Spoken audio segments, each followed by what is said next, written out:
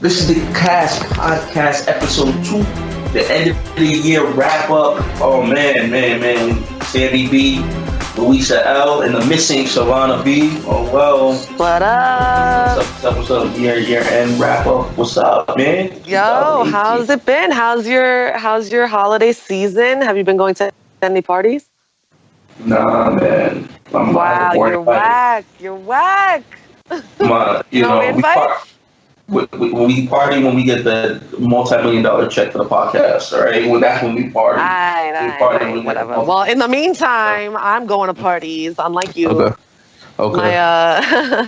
My modeling agency had a party by Coastal Management. Congrats. So that was fun. Ooh. What you guys do? We just drank, we ate. I mean, honestly, the food could have been better. No shade, but kind of shade. It could have been all right. No, but it was cool. We had like a photo booth, and of course, every fucking body was around the photo booth. Gotcha. In a model party. Gotcha. And it was cool. I mean, it was a lot of fun. Very much appreciated. And then I have another one on this Sunday. Tomorrow. What the hell? Oh my God, yeah, it's tomorrow. Jesus, this year has flown by, honestly. It was a great year. Happy holidays to everybody who's listening. Yeah. Happy New Year. We'll be back in a couple weeks after, like the middle of the month of January 2019. But that's the end of the year. We kind of started this platform at the end of the year, so we'll definitely have a longer and a better year next year, definitely. Stay tuned for what we have planned too for next year. I got a lot of goodies. Yes. I got a lot of treats, but it's not Halloween. Right? A lot of tricks. A lot more jokes too. Yeah, a lot of tricks. A lot of tricks. A lot of tricks, but I'm not a pimp. Don't get it twisted. So, all right. So you know what? I like it. You could be a comedian. Joke. One under the belt. All right, so what's going on with this year, man? What's going on? My God. Well, times are changing. Social media is, even in the news, man, which is, a big part of social media, right? Like it's where we get basically, if you think about it, right? Like when you go online, that's basically where everybody gets their news, right? Like, aside from, I guess, these TV networks and stations, but people don't really do that, I feel, unless you're older. Right. Well, I would say, are you talking about like mobile devices or social media in general? Like social media in general. Like if you think about it, like how are you filled in on a daily basis about what's going on in your community, in the world, in the country, I don't even watch TV. I don't even really have a TV. Everything's online, like on my mobile phone. Right. That's exactly. TV. Yeah. Yeah, man. There's just so much, and I always like to keep it light. I like to keep it just. I get blown away. Like, okay, an example right now. So I came across, everybody knows who Carlton is, right? From the Fresh Prince of Bel-Air. Of course. Oh, you're talking about his controversy? Yeah, Alfonso Ribeiro. Seriously, Fresh Prince of Bel-Air filed a lawsuit against Fortnite. But, I came across that article and I was like, are you kidding me right now? Like, on the one hand, I understand that he popularized that dance move because of the show. But at the same time, I'm reviewing this article and it literally goes through, including NBA 2018, actually, which is funny there. But like, it goes through so many different video games where that move has basically been replicated in one way or the other. So, his lawyers are making the analogy, right? They're saying, and I quote, "If you're an elf working at the North Pole making toys for Santa, and while you do so come up with a great toy design, the copyright belongs to Santa Claus, not you." So what do you think about that? You could work for anyone else, but if you, with your own mind, come up with something, like you don't have the rights to that intellectual property because you're under someone else. I see. This is where I'm confused at. Let me just be. And this kind of is where the legal aspect kind of comes into place. And I'm no way a lawyer or a legal consultant or whatever, so don't put me. But the whole trademark, copyright infringement, fair use, all that, it's like a blurry line for certain things. Because even with our podcast, we talk about our last episode, which is about to come out pretty soon.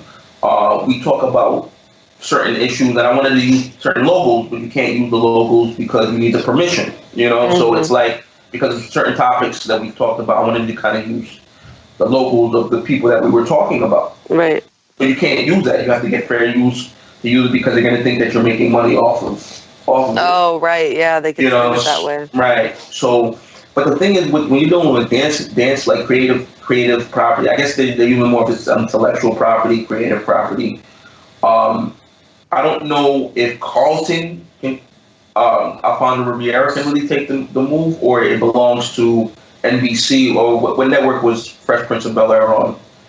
Oh, man. What channel did it stream on? I don't know if it was NBC or it didn't stream. It was on TV. Yeah.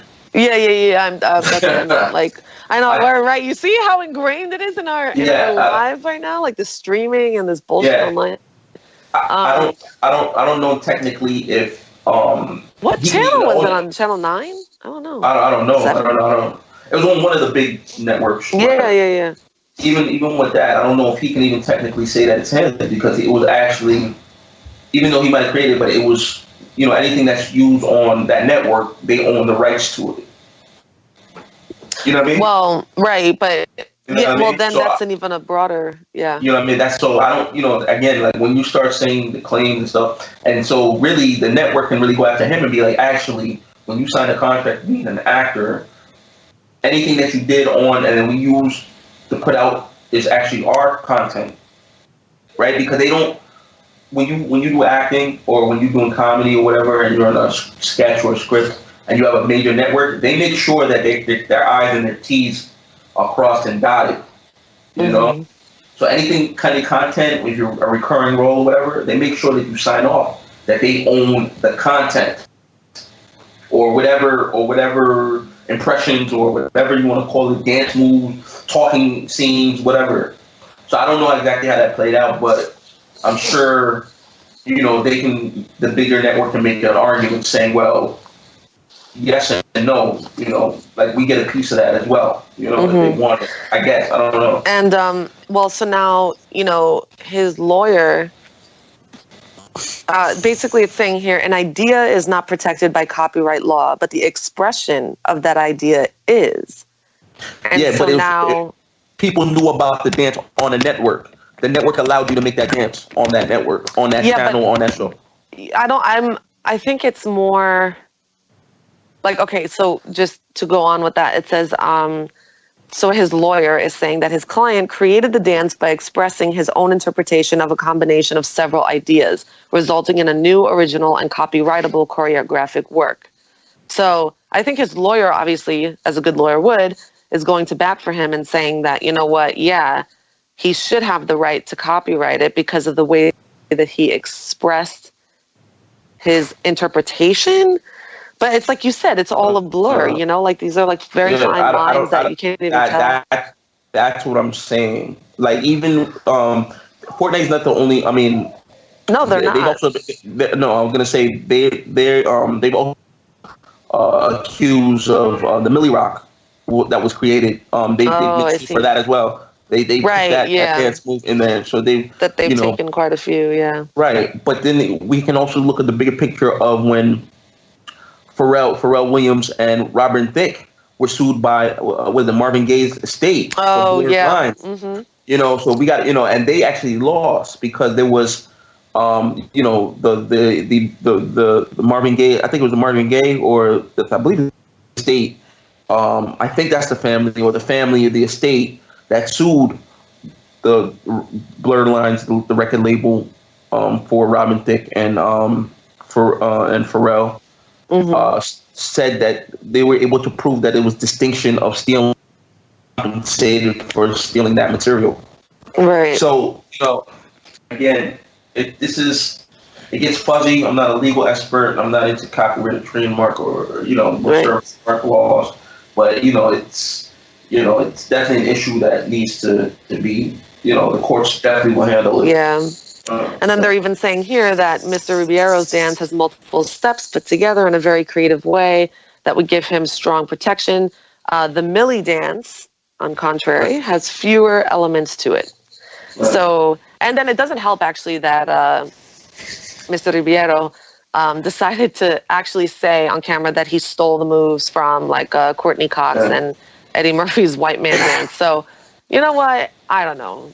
We'll see, I guess, in the end, what happens with this. We'll see how that plays out. Yeah. What else happened strong during the year? We don't really. You want to speak politics a little bit or no? It's up to you. What do you think about the shutdown that's going on? The government shutdown that's going on right now. The partial shutdown that's going on right now. People are not getting paid. You have any reactions or feelings on it? Because we are like a broad-based platform, so I guess we can discuss. Amid the border wall fight. Well, just like present. Do you have like an article specifically, or like? Well, I just saw something early on CBS News, and they said that we're currently in a shutdown. The Congress wasn't able to. Government employees who are considered essential, such as secret agents, right. Customer and border patrol agents, and U.S. troops deployed at the border will still be working. Oh, okay, that sounds good. Well, Secret Service is probably pissed. Because I'm protecting the president of the United States and he didn't want to cut the check. Like, there's no, you know what I mean? Because, the government is shut down and I'm still protecting for free and I have my own families. You know what I'm saying? Like, I remember, yesterday when they were speaking about it, they were like, they put it this way, if I'm a secret agent and I have my own families, but I'm protecting the president, which is the duty of your job.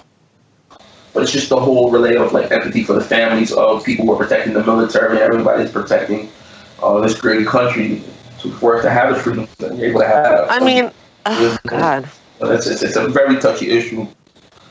And it's unfortunate, man. I hope they're able to come to some type of conclusion on this, and let the people eat, man. Let people have their families. Yeah, like this is happening in the holidays. It's a sad situation. Yeah, I mean, I'm almost like speechless, honestly, when it comes to this.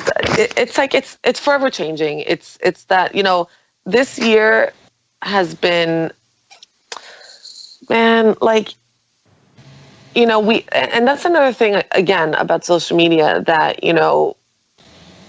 everything on social media is not what it is. It's not an accurate reflection of real life. And that, I think, is the main problem across the board. Even when we're talking about politics, all the news that we get, again, comes from all of these sites, and we just don't know. Like, yeah, we can inform ourselves, but like, especially with all the stuff that's been reported about Trump, it's like, I don't even know what to think, and it really creates this divisive behavior in us. It just doesn't help to kind of get us all on the same page, and like, if anything, people are just becoming spiteful at this point.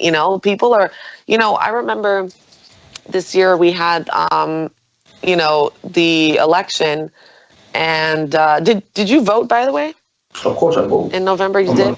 Of course. I went to college for political science. Like, it would be like unsavory for me. Yeah, right. If you didn't. Yeah, and like, I just remember, having a couple conversations with some friends and how spiteful they were, and they said things that, what, I'm voting all Democrat just to spite Trump. Yeah. And it's like, dude, really? Like, that's what it's come to. So the government shut down. I don't know, man. Like, it is what it is at this point. Like, I don't even. I'm not fully like aware. No, I think aware, immersed in the whole topic, but I think you bring up a good point. where we don't have enough information of why.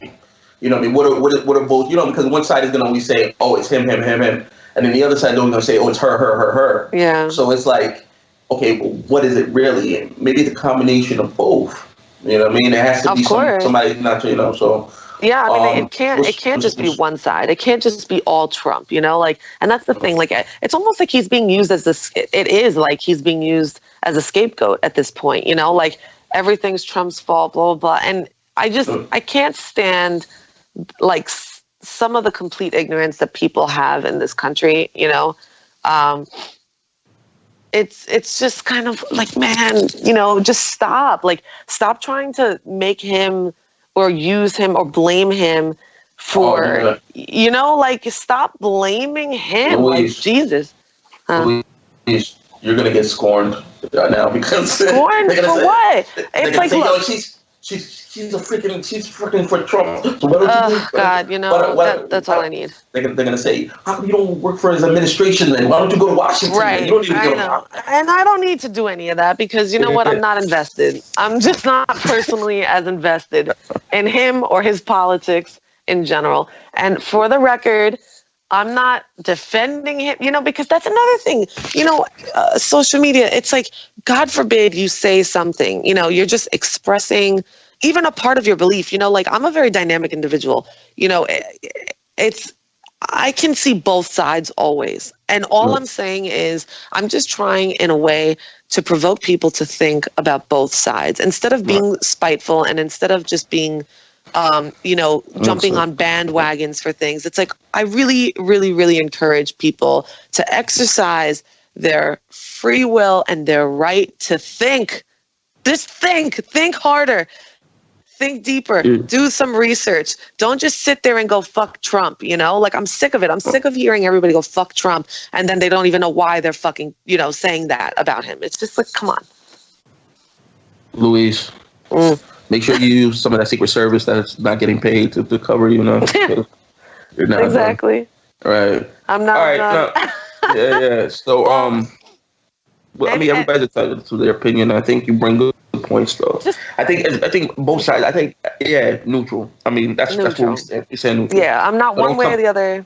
Don't come at us. You know what I mean? When the big check comes, and then you want to try to figure out ways for us not to get the big check because of comments that happen. No. On the very third episode. Very neutral. Yeah, everybody relax. Yeah, honestly. Relax. Speaking of relax, this Go. is just very local to my neighborhood, actually. I'm over in the Murray Hill section of Manhattan currently. And so, the chain Dry Bar, the Dry Bar Salon, this is like, where women go, they don't get their hair cut or anything, but they just blow dry it out or they style it. Typically before whatever engagements they have, ceremonies, weddings, whatever.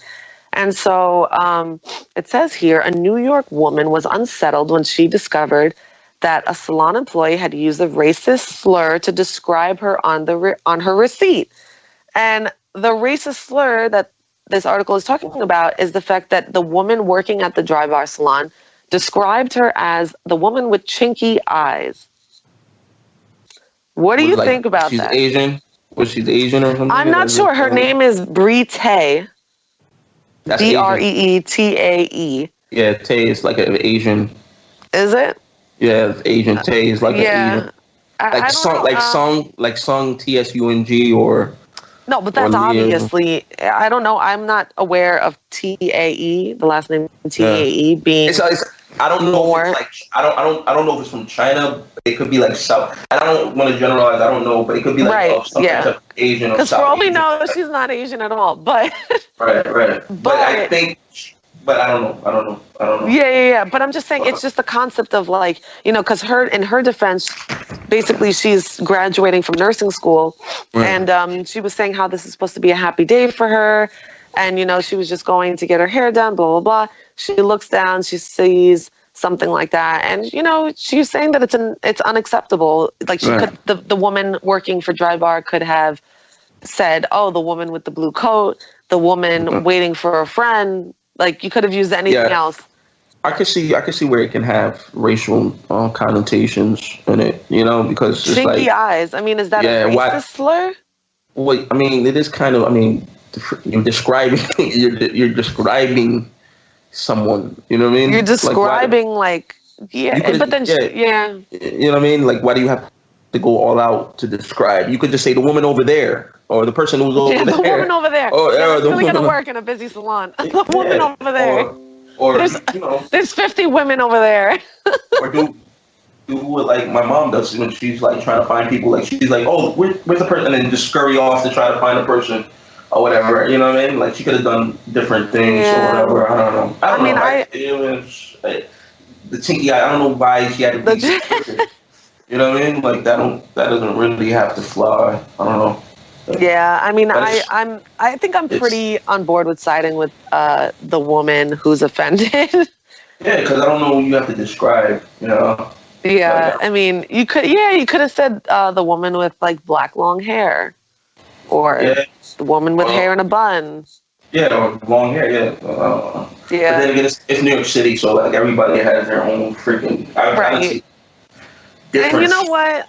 Like, none of us are innocent in this. Like, I'm sorry, but I even overhear people in conversation talking about other people all the time and like using crazy ass descriptions. Of course. We all have some type of prejudicial or exactly. And I'm pretty sure this Brianna Tay is not exempt. You know what I mean? So the fact that this made she may not be exempt, but it doesn't mean that she needs to have it geared towards her. It doesn't mean it makes it right. Of course not. But I mean, but okay, so then that brings up another question, right? Because we're talking about social media, we're talking about how things appear one way online and then a different way in reality. So this is a perfect example, right? Like, no, she may not be exempt from it. We don't know her personally. Maybe she's a fucking angel. Maybe she's a saint and she doesn't say anything wrong. Highly doubt it, right? But at the same time, then she walks into an establishment and she gets offended by this slur. Rightfully so. No one's saying that she's like completely wrong or wrong at all for feeling this way. I mean, I would probably feel a type of way too if I saw on paper, a white girl like blah, blah, blah. So, okay. But then it's like, now like, how do we merge the two things? It's like, while she may not be a saint, when she's in a professional establishment, she expects to be treated accordingly. And the lady that wrote it, what was that? It was supposed to be like the pay or something? The lady who wrote the description was the person who was the stylist, the person working on her. Working on? The person doing her hair, like the workers of the salon. Okay, so Miss Tay was getting her hair done. Yeah. Whatever. Okay, gotcha. Yes, Miss Tay is the one that's being described as the lady with chinky eyes. Gotcha. Yeah, that's. I mean, like I said, I think the worker was trying to throw shots. He was trying to be funny. I know, but my question was that, like, we have an online persona and then we have reality, right? So the online persona is like, okay, in a professional establishment, like, it's almost like, okay, like, so, and I get it, it's supposed to be a professional environment, but like, you see what I mean? It's like talk about fine, blurry lines. I mean, no, but if we're just gonna keep the worker didn't have to say like be descriptive like that. No, she didn't. That's they had racial. She didn't say the lady over there or whatever. I'm sure she didn't get a tip after that or Yeah, you never know. But that's the thing. It's like, okay, I guess what I'm trying to get at is, at what point are we actually going to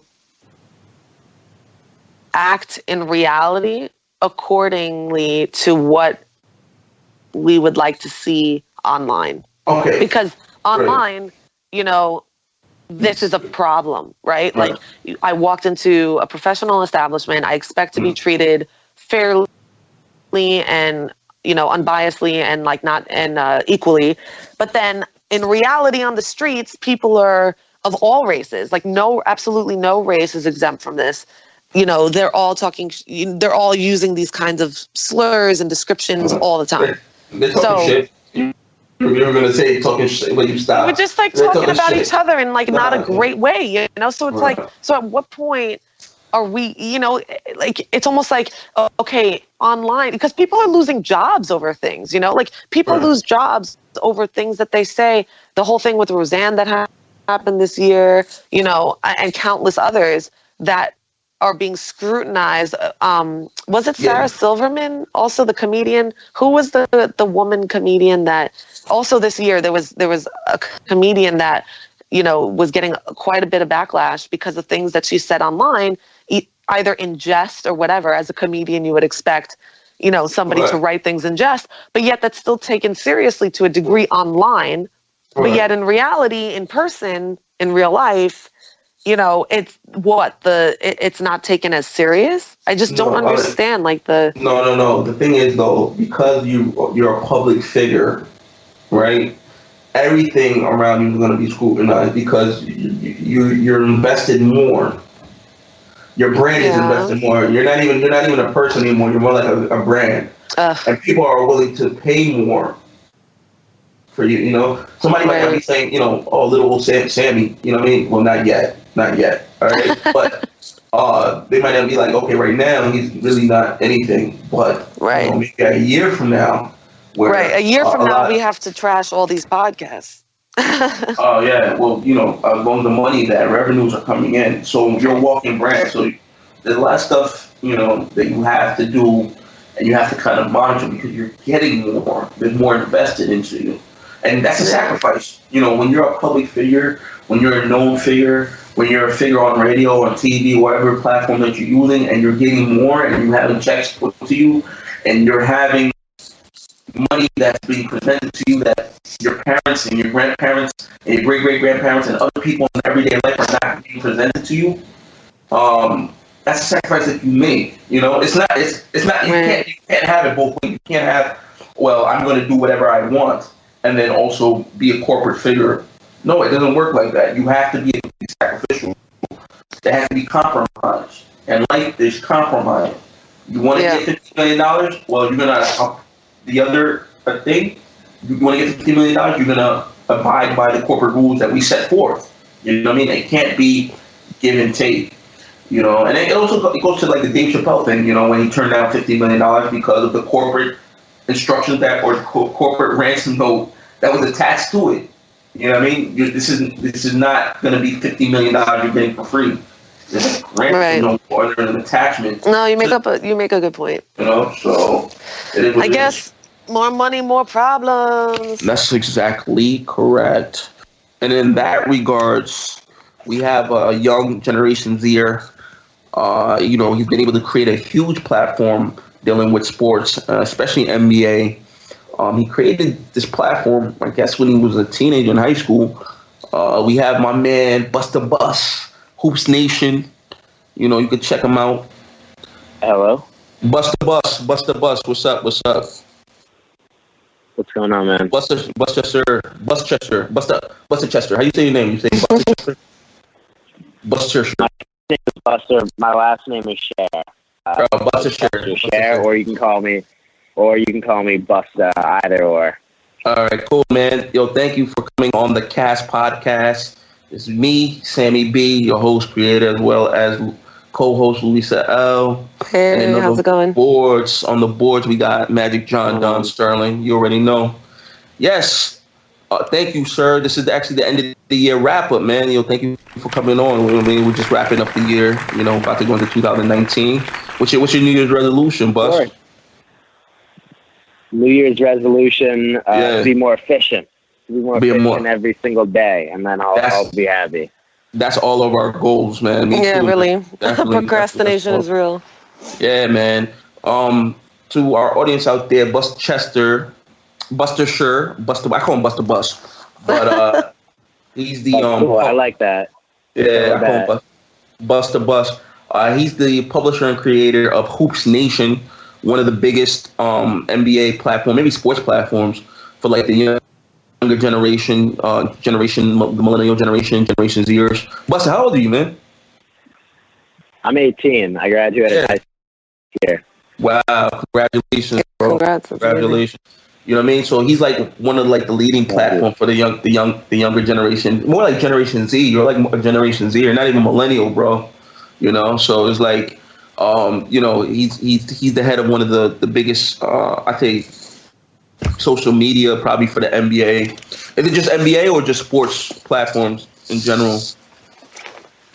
Mostly NBA, basketball overall, all the way from middle school, high school, to college, to the pros. So it's all basketball, but all levels of it. You see it, Luis? Yeah, I know, that's kind of crazy. How did you, what was your approach in getting connected with these people? You know, because a lot of people started by just doing, Yeah, it started by just doing. When I was like 13 or 14 years old, I decided to just start writing about then fantasy basketball and kind of the game and some thoughts that I had on it because I knew a lot about the game and not that many people were writing or talking about fantasy basketball at the time. All the hype was around fantasy football. So I just decided to start doing it. And then through that, was able to create a very, very small audience and then eventually decided to broaden it out and start other basketball outlets. And that just allowed a couple more people to know who I was at the time then on Facebook, and kept doing it. You know, when I was 14, 15 years old, I was just hacking away at it every single day just because I thought it was fun.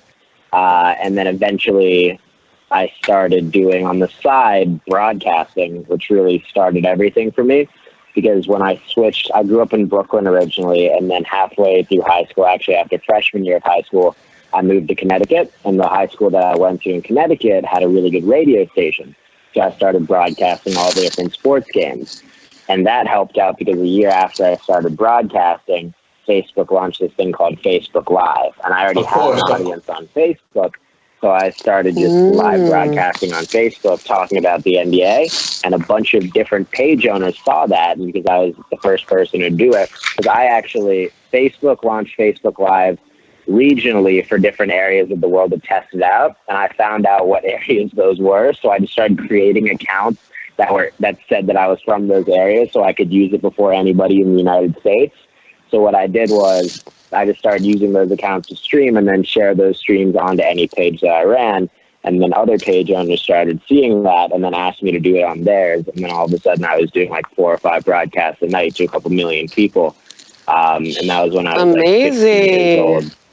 Sophomore in high school, and then eventually decided to go super broad but sports specific in basketball. So I started Hoops Nation, and then eventually went over to different platforms, continued doing broadcasting on the side. Junior year of high school, I won best sportscast in the country, which is very cool for high schoolers. Yeah, and that's amazing. And then just kept that going on the Hoops Nation side, jumping over to different platforms. So that's my 2-minute story. your rehearsed script. That's amazing, though. So basically, you just started everything with Facebook Live, essentially, right? Like as you just said. He started, and then he was like 1 foot into before like Facebook Live launched, right? That's pretty much like he saw the vision of that. Which was very smart because now Facebook Live is now like huge now. Like a lot of people on their platform, like Will Smith's wife, Jada Pinkett Smith, and the Ball brothers, right? I mean the Ball show on Facebook. Like it's like it's a platform that people are utilizing, and you know, it's very saturated now. Right. So that was smart. That was, you know what I mean, freaking young people, man. Like you guys just, what? Yeah, it's true. I mean, like, that's the whole thing about having, that time. I know that when I was younger, I had a lot of time. I mean, I personally, so you grew up in Brooklyn. I went to LaGuardia High School, so I play the flute, actually. I'm a musician. And, like, when you're just younger, you have all that time to, like, really invest in the things that make you happy and when you don't have bills to pay, really. And, I mean, I don't know everybody's situation or your personal, but when you're kind of, like, at home. Yeah. But that's really smart of you, man. Like, congrats, really proud of your accomplishments. So Bus, do you go across the country now? Do you go across the country now to like kind of like report on like like people who are getting drafted and like, you know, the college players and stuff like that? How do you utilize your platform? Because you were able to get your foot in the door way before a lot of other people kind of seen where social media was going, bro. You know what I'm saying? So, you know, when you were freaking a teenager, you know what I mean? And you still are you're adult now, but now since you were able to get ahead of everybody, like what are you using now to kind of take it to another notch? Like are you like a fortune teller now? Like what do you foresee now? Because you see you step in the game before, like, you know, the Facebook, you know, and everything like that. Well, not before Facebook, but, you know, the broadcasting on Facebook. You know, what do you foresee that, man? Yeah. Like, what are you doing? Breakdown. Yeah. So Hoops Nation is only kind of a small part of what I do. It's more social at large and what I can do with that. So I'll give 4 examples. One is that what I do for artists, especially in hip hop, is, so like, for example, when Meek Mill dropped his new album, Atlantic Records contacted me and they gave me the song that he did with Drake. And they were like, what can you do with this? We want it to get a couple 100,000, couple million impressions on social media. What can you do? So I took my favorite parts of his song with Drake, and then I chopped that up and put it over the tops of videos that I thought would perform very well on social. And then what I did after that was I pushed it out across my network on Instagram and then got them those impressions they needed. So that is another thing that I do. I'm doing right now for A Boogie's new album and Kodak Black and Gucci Mane, but that's one part of it. Another part is I help certain MLB and NBA players with their social media directly.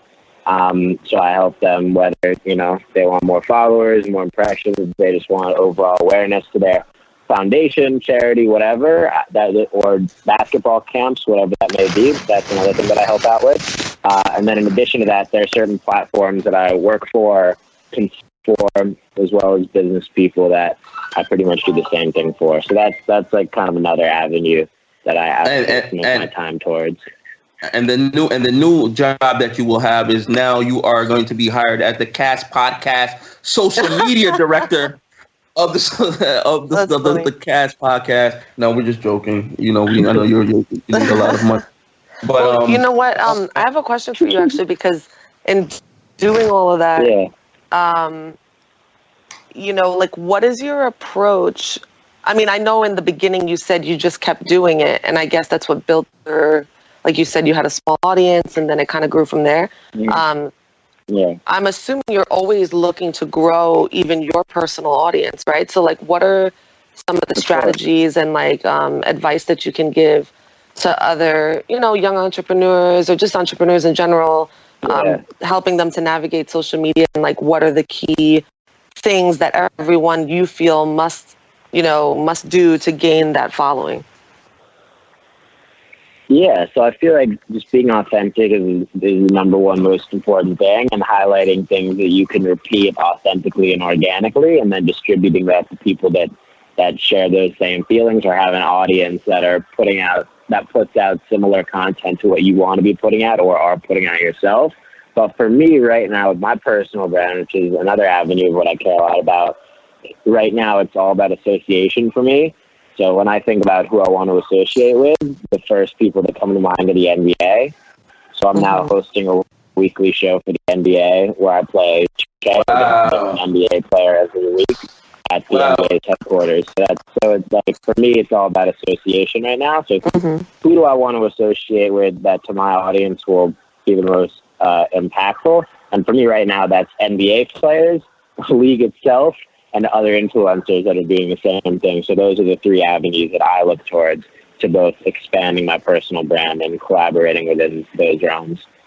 John, can I get a soul clap on that? I mean, someone who figured out an angle and been able to kind of, I mean, a lot of people, you know, they really broad based, but you've been able to kind of break down the criteria that you want to expand on, and that's great, man. I mean, I think you have your niche, you know what I mean? You found the niche that it's working for you. Yeah. You know, at 18, can you imagine when you're like 35? Like, you know, you'd probably be an NBA owner or something. I don't know. You know what I'm saying? Hopefully, man. That'd be fun. Cool. Yeah. I mean, what you know, the Generation Z and millennials, what would you want to tell people who are struggling on social media, and they need to take what the first steps. I know you kind of broadly describe, what to kind of go for, but what's the first step? Like, what would you say the first step is, or the first couple of steps that people should probably be focused on a micro level? Because you kind of spoke on a macro level, to kind of engage. I mean, like, if somebody has 10 followers, they should DM every single one of those 10 followers and let them know that they appreciate them, and then we'll expand from there. Like, you just got to do. Like, social media only works if you're proactive and if you're actually engaging with your audience, and they know that you care about them. So, like, if you have 2 followers, make sure that those 2 followers know that you appreciate them, and then maybe that'll expand to 4, and then 8, and then 16. Like, it's so much more about engaging and just putting out content, testing it, because you could put out 400 videos and they all don't perform, and then you can put out one where, let's say in basketball instance, you cross over your teacher, which just happened to a buddy of mine, and now, like, fast forward 8 months, he's playing basketball with Steph Curry. Like, right. Exactly. You know what? So a lot of social media these days, you have this persona online, and you seem like such an amazing, like, super, super nice guy as well, which is awesome. But, what can you speak to about the emotional struggle? Because, almost everything, right, you can say in a way that you put online reflects who you are. So do you ever feel like you might be judged? Do you ever feel like, you know what I mean? Because like, for myself, like, I'm also a model. And so when I put out my pictures, sometimes it's kind of like, you kind of wonder, like, the kind of feedback you're going to get. And whenever you're in the public eye, just in any capacity, you can kind of get that negative backlash. So what can you say about your personal experience and, like, putting up your content, and how, any emotional struggles you've had to deal with, and, like, how you kind of handle people that may not respond positively to your content? Yeah. So, like, one of the things that I realized very early on, like, so I'll put it like this. The first time I live streamed, I was 15-year-old, so I looked the way I looked. 15-year-old with braces, for sure acne, and, like, 100% of the people that I went live to did not mess with the content that I was doing. And from then on, I was like, okay, like, if everybody doesn't like it, then I just gotta change something up, adjust, or make it so 1 or 2 or 3 people, and I'm sure it wasn't actually everybody, but, like, very few people liked it. Right. That's just how the internet is. But so it's just like, okay, how do I win people over? So from the for me, it was like, how do I win people over? Not how do I maintain? So it's always been, for me, like, I expect that, but now I don't get really any hate, because everybody knows that my content is authentic. Like, it's me. Like, and if somebody wants to hate it, like, that is what it is, like, nothing I can do about it. And like, I want people to judge my opinions and all that, because that's me. Like, that's why I'm putting it out, to be judged on, like, my basketball opinions or basketball trick shots, whatever it may be, So I welcome that, but at the same time, it's a, I can see how it's difficult for some people that aren't used to it, but you just got to realize that you can't. Everybody's never going to be on your side. Just to be confident overall, you can win them over later. But I think that's for sure. I think that's really cool that you were able to kind of accept that people, because some people can't take criticism. And, it being social media, the fact is, you have to kind of be able to let people criticize your work, and be able to take that that criticism and make it productive. But I think that's cool that you were able to piggyback. To kind of put that out. But to piggyback to what your point was, you stated that you noticed that you're a regular kid, and you look like a regular teenager or whatever, and you notice that people didn't really like your facial features. or the Facebook pages that you had or whatever. Right. But my question is to you is that you have people who are starting like YouTube pages and stuff like that, and you can kind of tell that they have like a staff. You know what I mean? They have a staff. You know, if you're someone who's in high school, you don't have a makeup artist, a lighting person. You know what I mean? But it's like you kind of, what do you tell people who can't afford what other people are doing to kind of get out there? You guys are, teenagers. The teenagers are young. They're trying to get on. They're trying to build their platform. But they might not have the perfect camera or the perfect lighting or a team behind them that's making it. If you have a smartphone, you're good. Period. Right. Yeah. I mean, it's really kind of true. And you have time. You have a smartphone. Done. That's done. Don't need anything else. And then they build on top of that, I guess, per se. All you need.